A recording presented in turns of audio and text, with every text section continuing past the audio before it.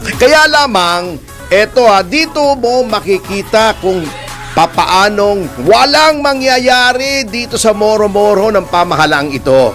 Kita nyo ha? Sa halip na imbestigahan yung mga may anomalya, etong ulalong si John Vic Remulla, tayo pa tatakutin. Yun lang. Paiimbestigahan daw niya yung mga sumisigaw na Marcos resign. Bakit? Anong krimen?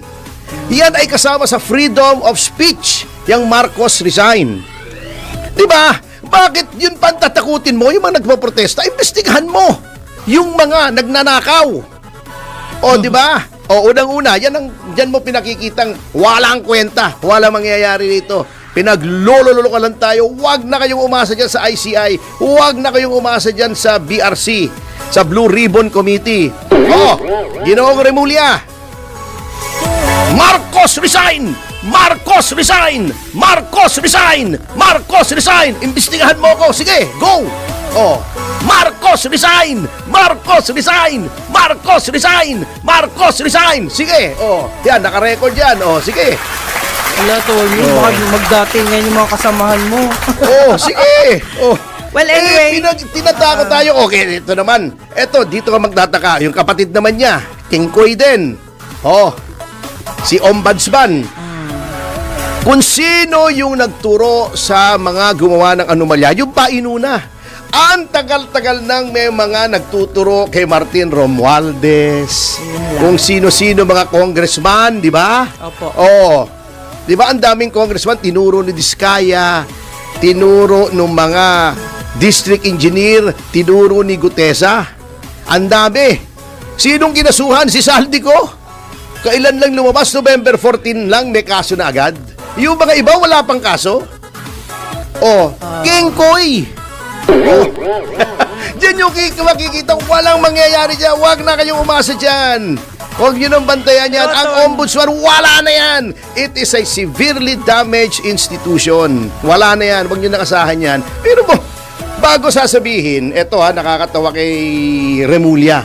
Boying kasi dalawang Remulyang Kengkoy na yan Minsan magkakamali ka Pwede na lang nating sabihin yung mas gwapong Kengkoy at saka yung hindi kagwapuhang Kengkoy.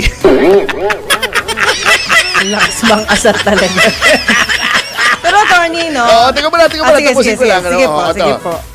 Yun daw, sinabi ni Saldico sa kanyang video, hindi daw niya pwedeng imbestigahan kasi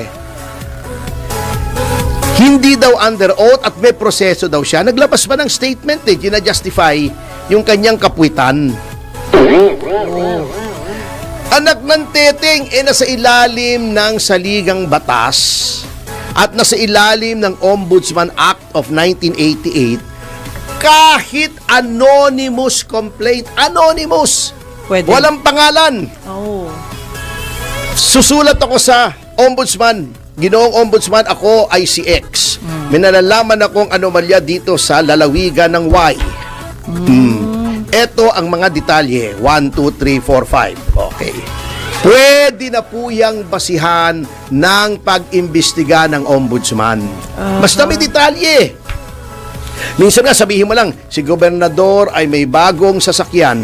Ito ang plate number. Etong halaga nito ay lampas-lampas sa kanyang lehitimong sweldo o kita bilang gobernador. Opo. Imbestigahan nyo. Pwede na po yun. Basta may detalye.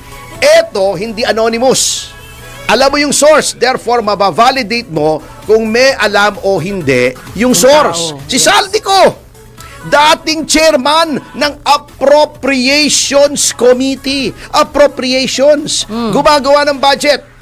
Anong kanyang isiniwalat? Kung paano inutusan di umano ng Pangulo na maglagay ng 100 billion sa budget. Okay. Yes. Siya ay kilalang tao ni Martin Romualdez. Dinitalye niya. Meron siyang parang spreadsheet. Di ba? Opo. Ayan na.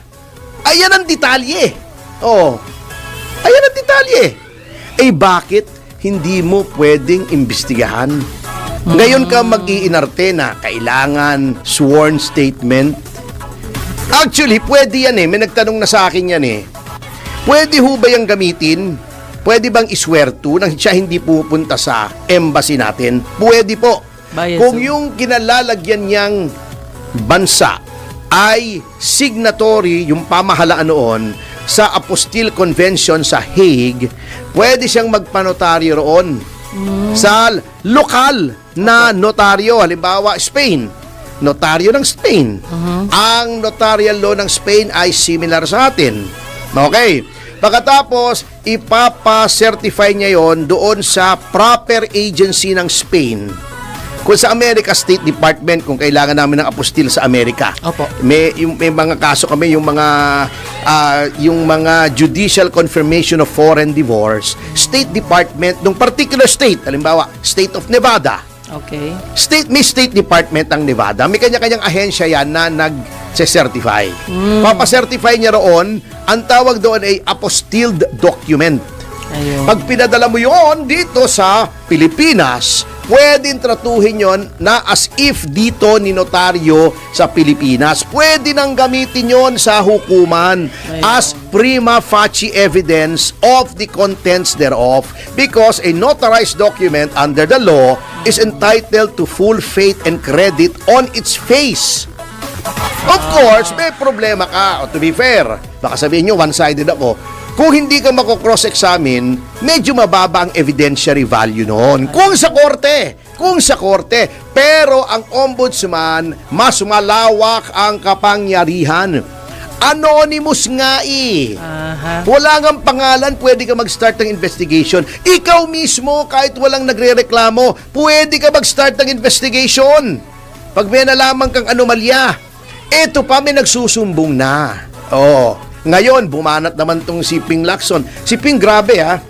Paano kaya nila naaatim na ganyang kagarapal ang pagdepensa nila at pagkubli sa katotohanan? Paano nila naaatim? Banat si Ping. Di ba, unang-una, kaya sinasabi nila, kaya daw lumabas sa video si Saldico kasi hindi pinahintulutang mag-testify sa Senate Blue Ribbon Committee dahil daw hindi under oath. Double standard naman ng Senado kung ganon. Opo. Bakit nung mga investigasyon labang kay Pastor Kibuloy at kay Alice Guo, may mga testigo si Ontiveros na pinayagan nila mag-testify hindi under oath? May mga kulukoy dyan sinasabi, hindi naman si Ping yun. Hindi nga si Ping.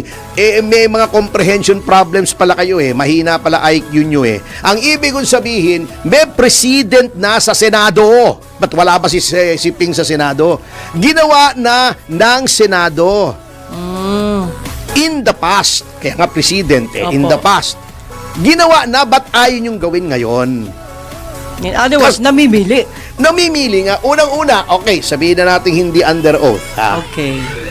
Ang legislative inquiry, kung legislative inquiry lang, relax naman ang rules on evidence.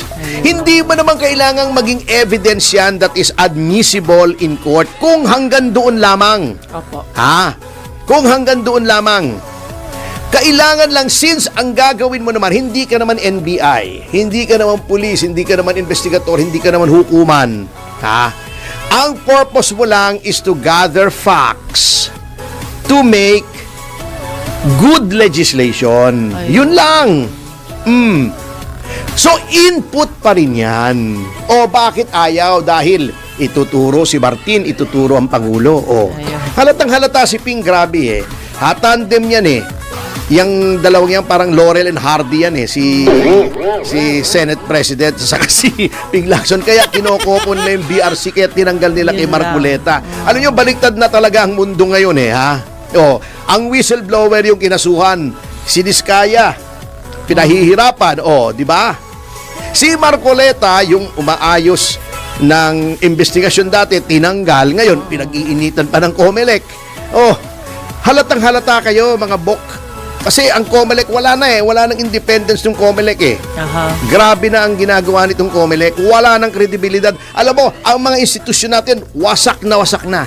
Wasak na wasak na. Walang nagtitiwala sa BRC under Lacson. Walang nagtitiwala na dyan. Tinatawanan na lang yan. Kasi kitang-kita mo naman si Lacson eh. Nag-prejudge na agad. Yun ang masakit. Kaya nga eh. Di ba kaya nga kinall out siya ni Senator Marcoleta, you are the chairman, you should not be making judgments, di ba? Yes. As to credibility, etc. Ngayon, nagsalita na naman. Oh. Alam nyo, eto ha, ang yung kay Saldico, para tapusin na natin itong kay Saldico. Opo. May halaga ba yan?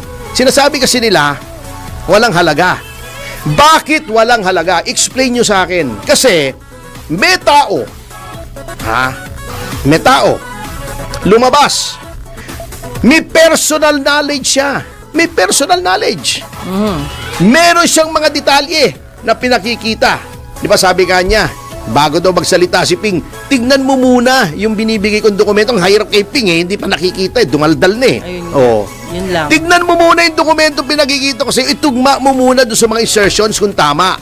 Eh si Ping dumaldal na agad. Anong klaseng Blue Ribbon Committee yan? Baka Pink Ribbon Committee na lang yan. Ha? Oh, di ba? Parang personal friend lang. Ganun lang. At Mga walang gobyerno. LGBTQ na lang ang kahulugan yan. Yun nga po Oo. mangyari niya. Masakit yun. Hindi. Kasi nga, nagpi-prejudge. Basta tinamaan si Martin at ang Pangulo, Opo. talagang hinaharangan na nila eh. Mas matindi pa yung harang sa Mendiola eh. Yung ginagawa nila. Oh, di ba? Oh. Sinasabi na agad niya, may value po yan because my whistleblower. Ang dapat dyan ay tignan nyo kung may katotohanan o wala yung sinasabi. Hindi bastang, oy, hindi under oath. Nililigtas mo lang yung sarili mo. Okay, pagpalagay na natin, inililigtas lang niya sarili niya. Pagpalagay na natin.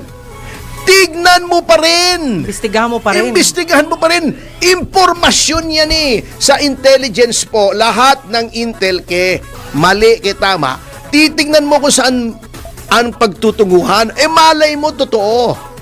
Hindi mo basta sasabihin, ay wala yan, eto okay. Hindi mo makukuha yung buong picture. Yan. Yun lang. Kita nyo ha, sinasabi ko sa inyo, may value yan. Anong value yan? May tao. In-identify niya yung sarili niya. Opo. May personal siyang kaalaman, hindi to hearsay. May mga attorney Google na naman dyan, no? Oo, meron na naman. Alam mo, nakakahawa pala yung attorney Google eh. Yung original ni Dan Fernandez na attorney Google, nahawa na si Ping Lacson. Senator Google na siya. Oh, nahawa na siya ni attorney Google. Oh, nagsasalita na pati si Tito Soto. Oh, nag-Senate President Google na siya, di ba? Sasabihin pa niya on points of law, kadibati mo abogado. Allah. Si Alan Peter, baka ka ng batas. Oh, di ba nasopla siya? Yun nga po eh. Oh, anyway, tignan nyo kasi may lumabas na tao, may detalye. Hinarap niya yung mukha niya. Sinasabi niya, ganito, ganon. O, tignan ninyo kung tama o hindi. Duty nyo yan. Nag-iimbestiga kayo eh. Lahat tignan ninyo. Hindi yung sasabihin nyo, basta tugma doon sa narrative nyo na hanggang kay Saldico lang yan, yun lang ang paniniwalaan nyo. Pag lumalampas na kay Saldico, ayaw nyo ng paniwalaan. Oh. So, may tao, may personal knowledge. Sinabi niya yung personal knowledge niya. Meron siyang mga yung mga yung mga ebidensya to corroborate yung sinasabi niya. Oh, credible yan. Kahit hindi under oath yan, may tungkulin ang ombudsman, may tungkulin ng Blue Ribbon. Tingnan yan kung saan ang pagtutunguhan yan. Yun. Ganon din yung kay Aimee na sinabi doon sa rally. Yan ang problema kasi. Basta hindi tugma sa narrative nila, incredible yan. Ang tindi nitong gobyernong ito, mas gusto pa nila ng kasinungalingan kesa sa katotohanan. Hindi po ganon. Paanong maniniwala ang taong bayan sa inyo kung ganyan kayo?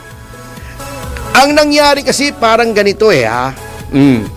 Sasabihin nila, paanong masasangkot si Pangulong Marcos dyan? Eh siya nga ang nag-blow ng whistle. Hindi po yun unusual.